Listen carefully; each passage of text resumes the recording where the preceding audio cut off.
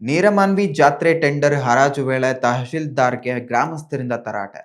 ರಾಯಚೂರು ಜಿಲ್ಲೆಯ ಮಾನ್ವಿ ತಾಲೂಕಿನ ನೀರಮಾನ್ವಿ ಗ್ರಾಮದಲ್ಲಿ ಯಲ್ಲಮ್ಮ ದೇವಿ ಜಾತ್ರೆಗೆ ಸಂಬಂಧಿಸಿದಂತೆ ನಡೆದ ಟೆಂಡರ್ ಹರಾಜು ಪ್ರಕ್ರಿಯೆ ವೇಳೆ ಉದ್ವಿಗ್ನ ವಾತಾವರಣ ನಿರ್ಮಾಣವಾಗಿತ್ತು.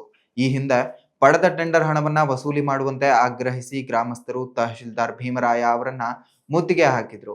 ಭಕ್ತರಿಗೆ ಅಗತ್ಯ ಸೌಲಭ್ಯಗಳಿಲ್ಲದ ಜಾತ್ರೆಯ ಹರಾಜು ಪ್ರಕ್ರಿಯೆ ನಡೆಸಿರುವುದೇ ಅನ್ಯಾಯ ಎಂದು ಗ್ರಾಮಸ್ಥರು ಪ್ರತಿಕ್ರಿಯಿಸಿದ್ರು ಮತ್ತು ಪ್ರಶ್ನಿಸಿದ್ರು. ನೀವು ಕೆಎಎಸ್ ಅಧಿಕಾರಿ ಎಂದು ಹೇಳುತ್ತಿದ್ದೀರಾ, ಆದರೆ ಭಕ್ತರಿಗೆ ಸೌಲಭ್ಯ ಕಲ್ಪಿಸದೆ ಟೆಂಡರ್ ಪ್ರಕ್ರಿಯೆ ನಡೆಸುವುದು ಯಾವ ನ್ಯಾಯ ಎಂದು ಗ್ರಾಮಸ್ಥರು ತಹಶೀಲ್ದಾರ್ ಭೀಮರಾಯ ಅವರನ್ನ ತರಾಟೆಗೆ ತೆಗೆದುಕೊಂಡಿದ್ದಾರೆ.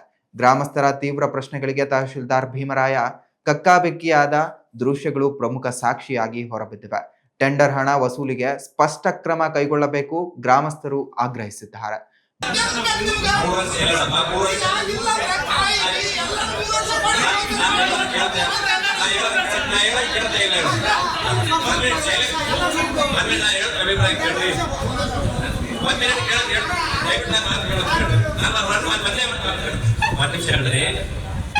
ವರ್ಷ ಮಾಡಿದ್ದು ಹೈಕೋರ್ಟ್ ತಪ್ಪ ಅಂತ ಹೇಳಿ ನಿತಿನ್ ತಹಶೀಲ್ದಾರ್ ಮಾಡಿದ್ದು ತಪ್ಪ ಅಂತ ಹೇಳಿ ಹೈಕೋರ್ಟ್ ಚಿಮಾರಿ ಹೋಗಿ ಇಲ್ಲಿ ಫೈಲ್ ಬಿಲ್ಡ್ ಮಾಡೋದು ಕೇಸ್ ಮಾಡಿದ್ದು ಅಂತ ಹೇಳಿ ಅವನನ್ನು ಸಸ್ಪೆಂಡ್ ಮಾಡಿದೀವಿ. ಒಂದು ಪಾಯಿಂಟ್ 3 ವರ್ಷ ಮಾಡಿದಕ್ಕೆ ತಪ್ಪಾಗಿ ತಹಶೀಲ್ದಾರ್ ಆಫೀಸೇ ತಪ್ಪಾಗಿದೆ ಅಂತ ಹೇಳಿ ಹೈಕೋರ್ಟ್ ಚೀಮಾರಿ ತಪ್ಪು 2 ಪಾಯಿಂಟ್ ಅಲ್ವಾ.